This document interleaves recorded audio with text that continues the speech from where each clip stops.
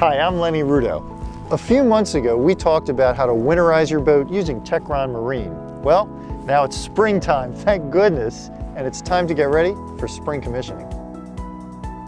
Whether your boat's been buttoned up and stored away all winter long, or maybe you just haven't used her in a while, you want to be sure that first trip goes smooth. So, follow these steps.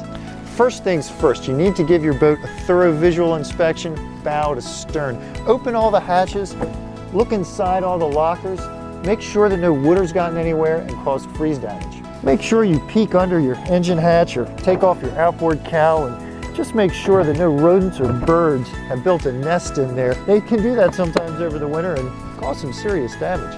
Check your batteries and terminals for leaks or corrosion and add distilled water if necessary. And of course, bring your batteries up to a full state of charge. Next, turn on and off all the boat's systems. Check your lights, check your pumps, make sure that everything is working properly. Now's the time to find out about corroded connections and bad wires, not out there on the water.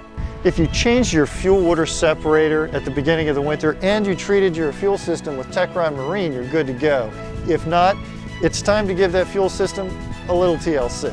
You'll want to add the proper amount of Techron Marine to your fuel system to keep your engine clean and remove fuel deposits.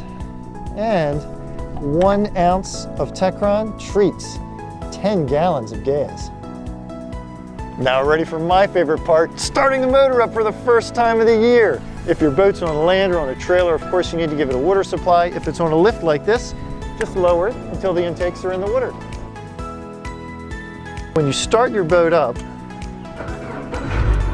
be sure to let it idle for several minutes. This will burn out all the fogging fluid that may have been in there over the winter and circulate the Techron Marine all throughout your fuel system. Then top off your tank, turn your boat loose, and get ready for another great season on the water.